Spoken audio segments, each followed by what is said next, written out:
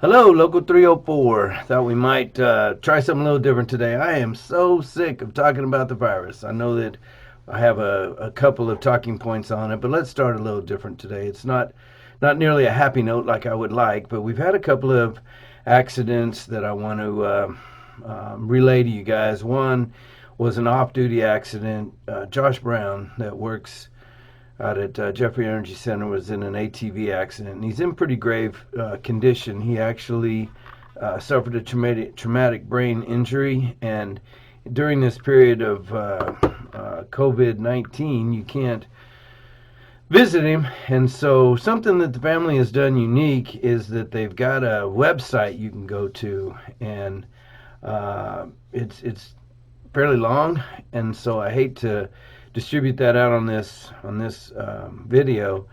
But if you want to either contact me, Gator, any of the stewards there at Jeffrey, they've got that site for you to be able to keep up on what's going on with him. Got him in an induced coma in order to try to protect him. So pretty grave. Hearts and prayers and thoughts to go out to him and his family. So please keep them in your mind.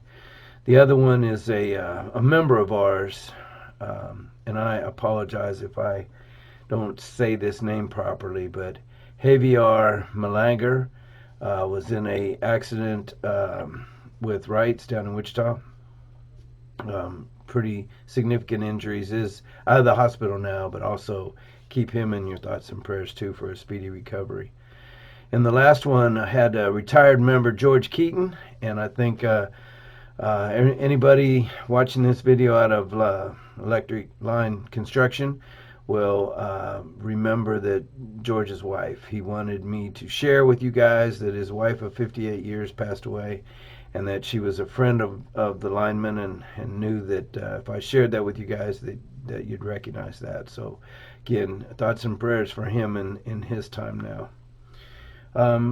Let's talk about communication, because this is the first time in our history that we have not had a local meeting.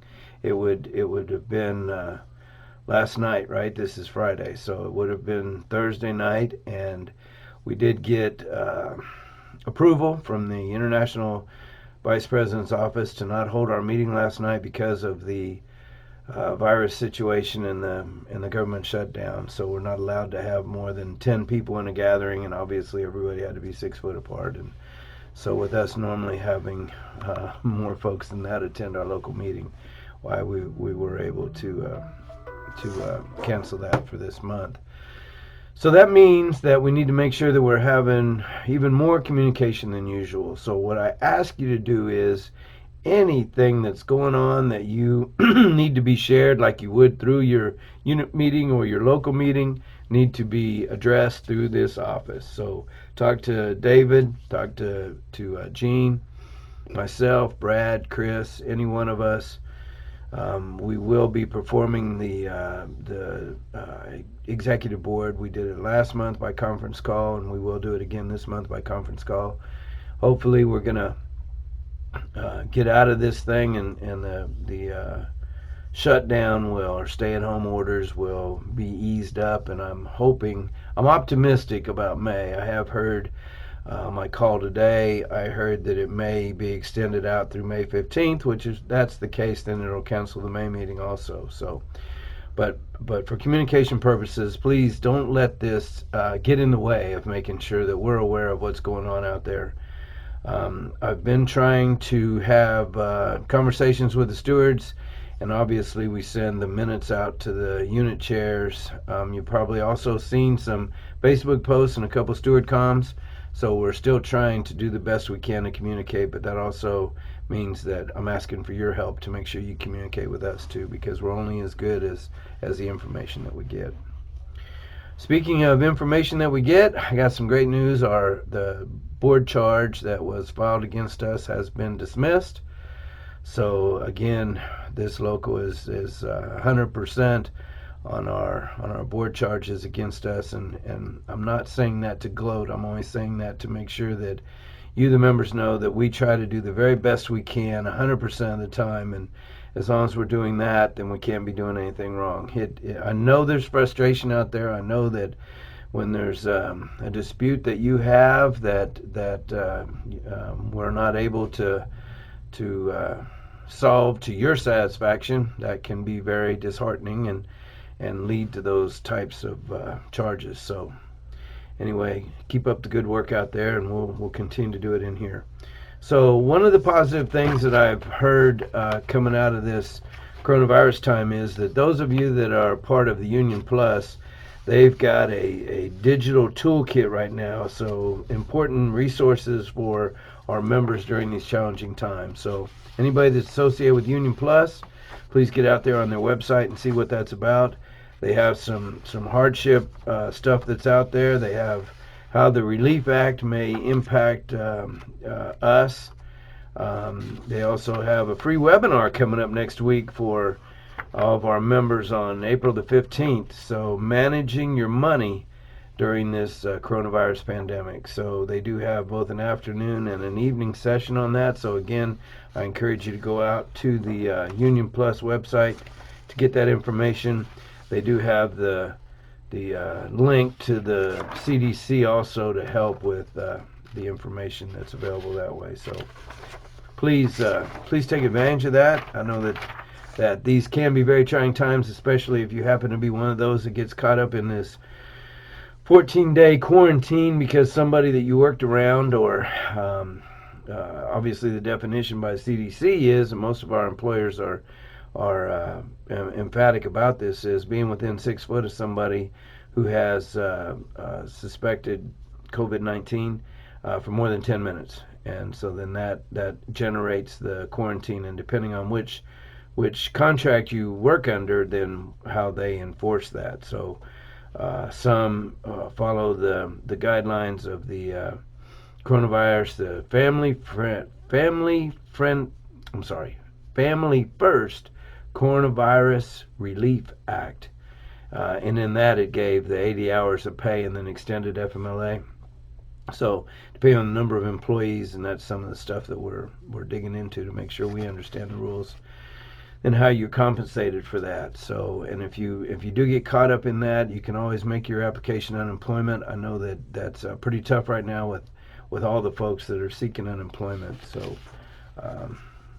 again, we'll get through this time. Another positive that I got word on was our Wolf Creek brothers and sisters helped restock Coffee County Hospital.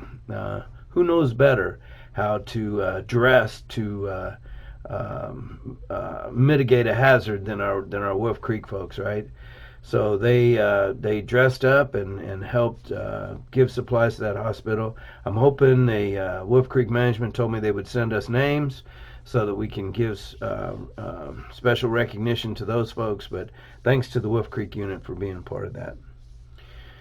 Again, back to the conversation about our closing our local meeting. So the executive board at their March meeting decided to hold off on the election because of the inability for us to be able to get together and hold a meeting in order to make nominations of officers. And so they will be discussing that again at their April meeting, seeing how they're going to reset that schedule. So while we're doing this, it's a perfect time in order to prepare for that election. So as you recall, we had a mailing for the American Income Life, and from that we got our list of bad addresses, and we worked through that. I think we got everybody's address corrected. And just today we mailed out our delinquent notices. We sent out actually 67 delinquent notices today. Those are members that will be 3 months behind at the end of April. So think about that as you think about preparing for the election, that if you want to receive a ballot, you got to make sure that your dues are paid up so that you are an active member. So please continue to pay your dues. There's many ways you can do it. You can call in here. And you can do it online. And Chris Leibel had actually taken some screenshots and sent to some individuals that were having trouble with paying it online. So after you sign in, you still got to go back to the members tab in order to find that pay on the internet. So I encourage you make sure that everything's good with that. Along with pay, let's have a quick discussion about hazard pay. I have heard this discussion in several different units of ours about why don't we approach our companies about hazard pay during this coronavirus time. And that's a very, very bad idea. And I'll tell you why is because we obviously negotiate our wages based on the hazards that we face in every one of our occupations. Safety should never come at a cost. We preach that to our employers. We preach to our employers that they need to make sure that they teach us. When we do our training for hazard recognition, we engineer out whatever hazards we can, and then we have the appropriate PPE for those hazards that we can engineer out that still define us in doing our work. So this virus is no different than that. We should and will always demand the ability to have a safe workplace, whether it's a virus hazard that we're talking about, whether it's a electrical hazard through arc flash, whether it's high pressure gas, high pressure steam at a power plant, customer service when dealing with irate customers. There's all kinds of ways that we need to be having those discussions, but it doesn't make it any safer if you get a 50 cents an hour more. So I was on a call the other day with the International in the 7th District, and it was brought up on that phone call that both the International President through the Utility Department leadership down to the International Vice President of our district and down to the business managers, that nowhere in the nation is anybody seeking hazard pay, because again, IBEW is very, very proud of the fact that we started this local international union for safety reasons, and the very worst thing that we could do at this time is to start putting a price tag on safety.